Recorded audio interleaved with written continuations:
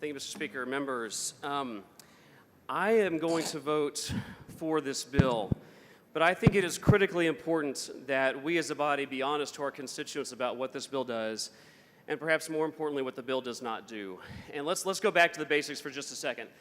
Never-ending property taxes are unethical, they're immoral, they should be thrown on the dust heap of history in the state of Texas. They are inconsistent with private property rights, and they prevent any Texan from ever truly owning their home in this state. You may call yourself a homeowner in the state of Texas, but the reality is you are just a renter, and the government is your landlord. And if you don't believe me, try not paying your property tax bill at the end of the year, and you will find out real fast who really owns your home in this state. Texans are being taxed out of their homes, and if there was only one thing that they demanded that we do this session, it was deal with property taxes and debate and pass bills to eliminate property taxes in Texas. And even if not full elimination, to at least fight for real property tax cuts right now and for everybody. And if we can't even do that, we should at least stop the property tax increases. The bills today unequivocally do not measure up to those expectations. We are failing at a time when it would have been, ironically, the easiest for us to succeed.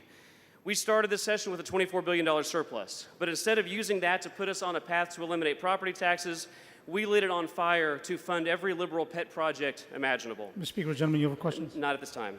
Not at this time. As for the good in this bill, and I want to speak to that, this bill may help some homeowners with their property tax bill. Maybe, and only some.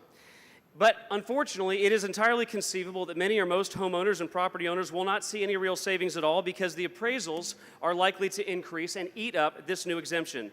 And even if the appraisals don't go up by the full amount of the exemption, the legislature is still authorizing political subdivisions to increase property tax rates.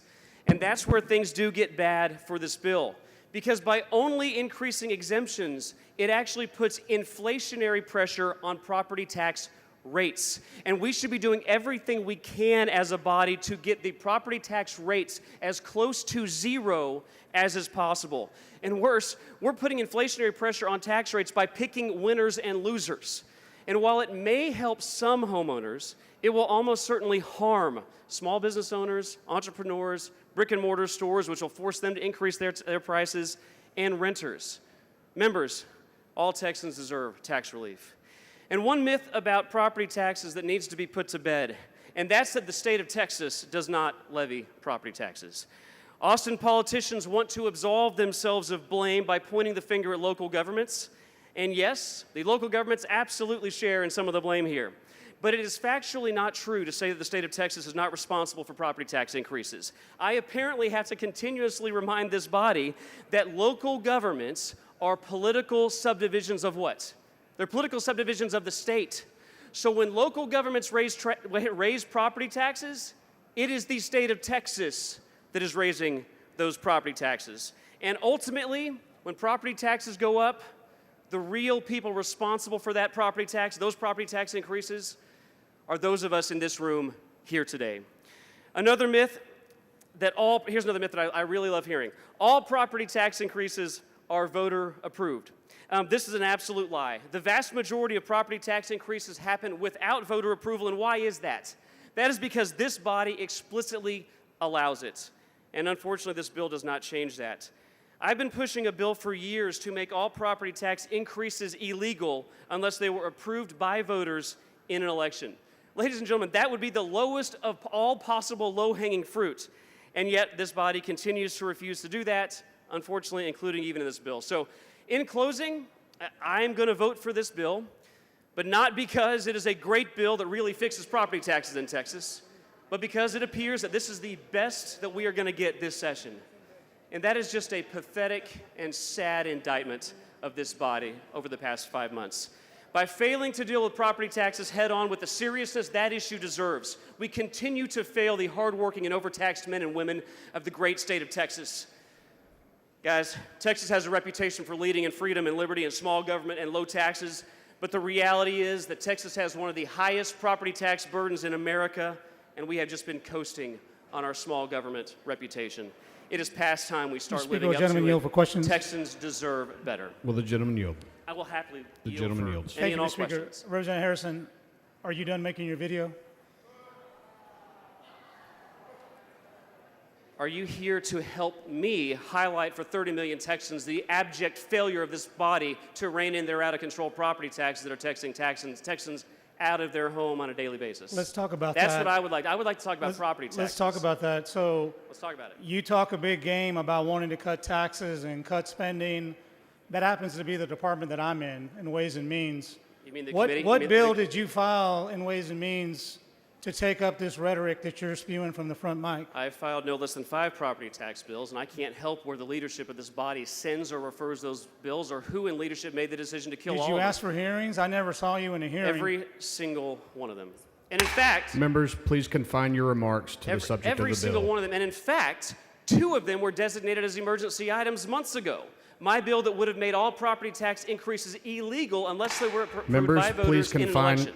confine your remarks to the subject of the bill. And so you recognize that a lot of this work is cutting taxes. You say that some people will benefit from this.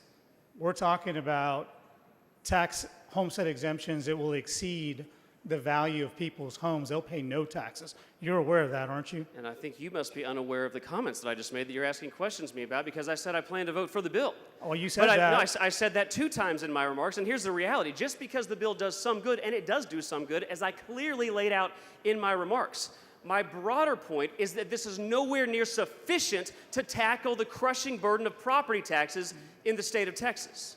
Right, and maybe if you can put a bill on the floor, we can talk about that. But I we have put at least 5 bills to do that in the SB4. process, but the leadership of this body has refused to let a single one of my bills to end property taxes get to the floor of this body.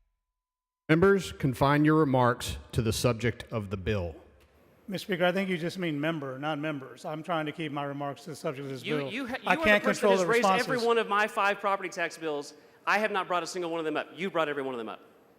And every one so of them. you're voting for this bill. I have said that You're at happy least with this 3 tax times cut? now. No, Well, then you should vote no. that's not true. I'm going to take the small little bitty gain that this bill may represent. And if you had heard any of my remarks, you would have understood that. But simply because there are a handful of homeowners that might benefit from this bill, that does not mean that this bill is sufficiently satisfactory to tackle the biggest issue that we've got, And that that's our where constituents are facing. That's where we disagree. I don't think it's just a handful of tax owners. Do you?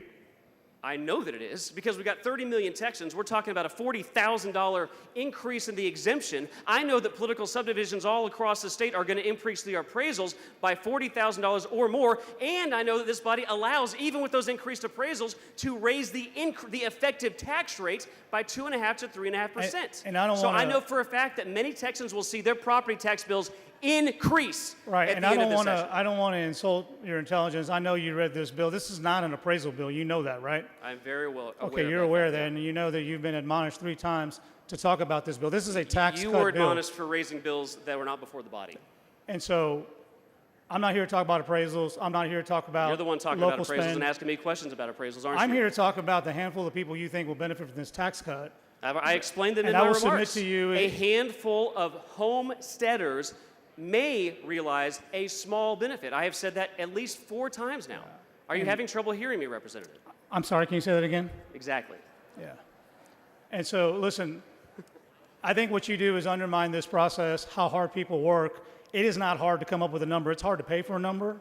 It's easy to make speeches. And this benefit in the area where I come from, maybe I don't live in the upscale neighborhoods of your district.